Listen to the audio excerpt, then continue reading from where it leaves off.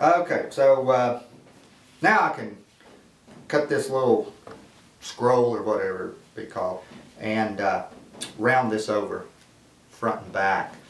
Now first off we'll mark the scroll, and so you can see the distance between the short spindle hole and this, and for some reason it turned out a lot further than what it usually is.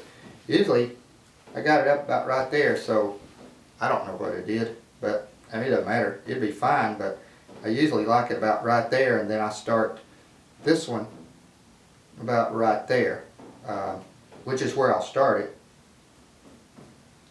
right like that, and then I'll go halfway, right like that. So what we'll do is we'll end up with a curve here, and we'll end up with one down here, right like that. So that's what I'm after right now. So I'll go ahead and do it here too. And let's see, right there. Seems to turn out different every time with my methods that I use, but I guess keeps it exciting. Okay, so I'll go to the shaving horse now and do that. Okay, so let's see if I can cut this dry white oak here.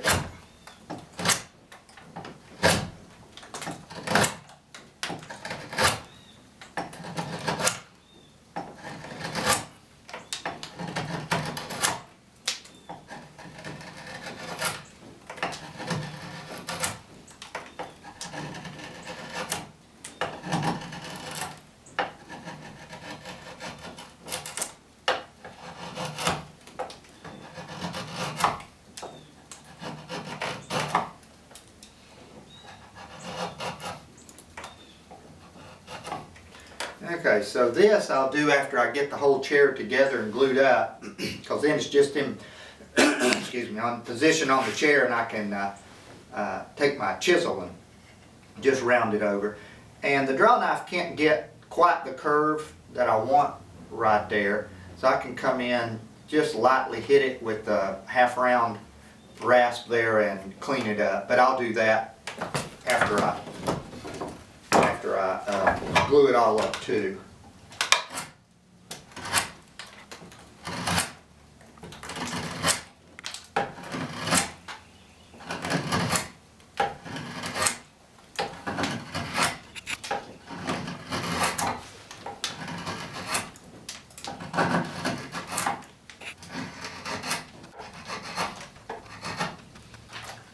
Okay, so now back over to the bench. Alright, so this and also this is a great place for one of my bevel down knives, because I'll be curving it. And so that's what I'll do right here, and just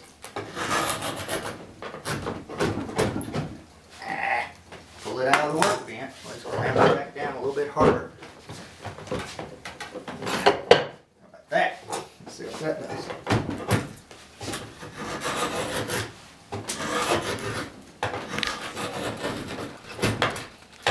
So I'll be cutting right into those holes, as you see. Kind of scares you the first time you do it, but that's what you do. You cut right into them, round it over, and the center will be the apex, be the top there. I guess you call that an apex.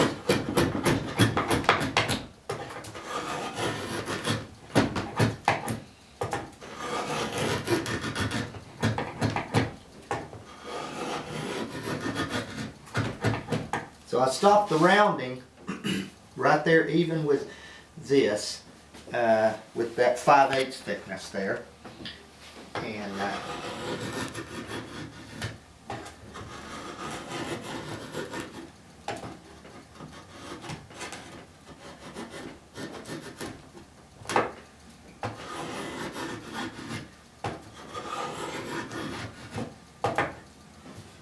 okay, that looks good. And since we're on the inside there, I don't know, the spoke shave, it's getting in there.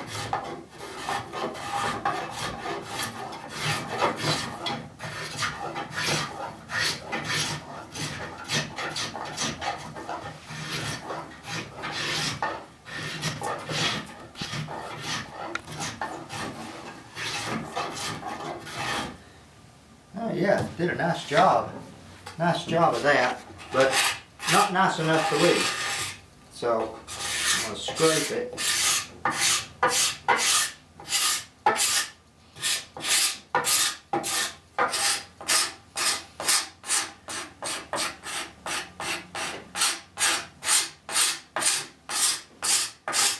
You got to be careful around those holes when you're scraping because you'll bounce down into them.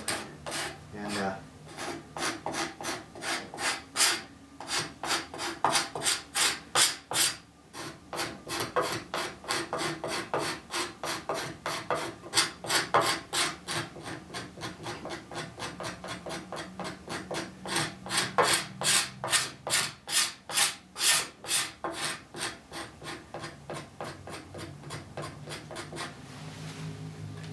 tear right there. Let's see if I can fix that.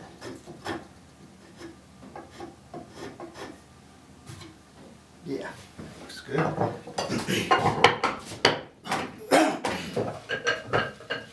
Flip it around.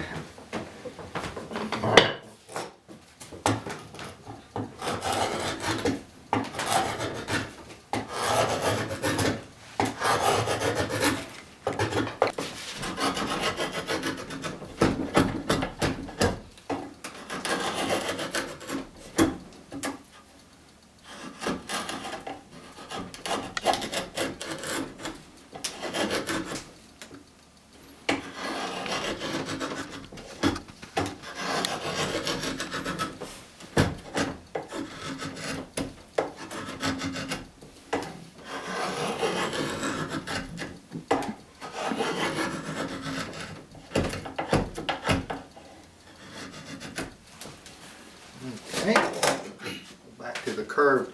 So this boat shaves radius this way.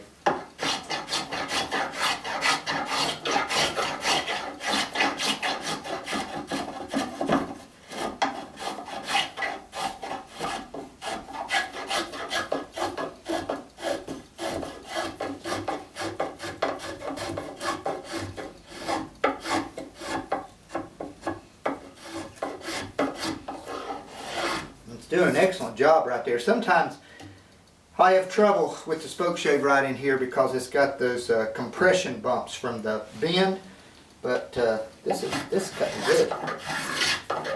Maybe I've gotten better.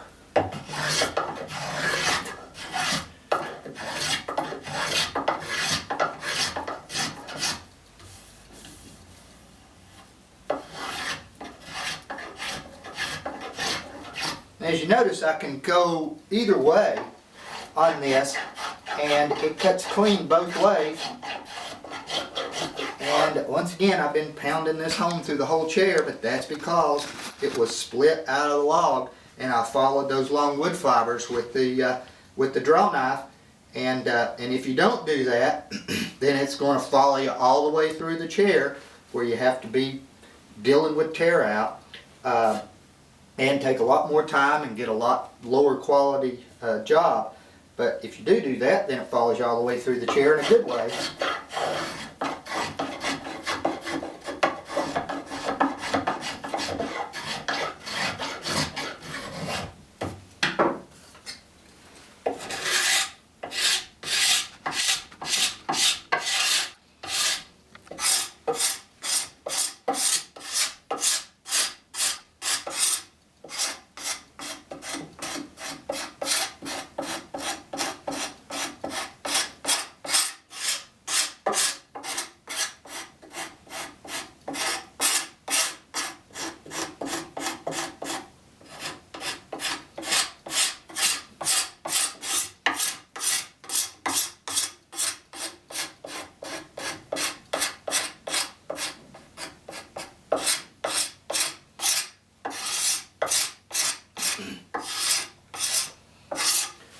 Okay, and I'll deal with this later when I get the chair all together. I'll break it, and I'll break the bottom too and fix all that. Right now, just deal with this part. So now we got the outside here to do, and probably just do all that with spoke shave, I think.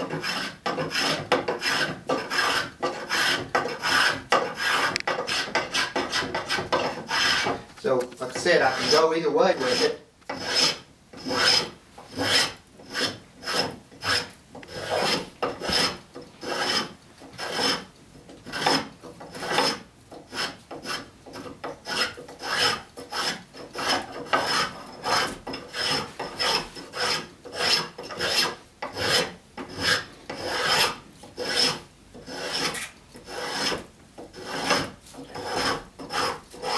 And on this side, the spoke shave cuts so clean that I won't have to scrape it. Always a nice thing when I don't have to scrape.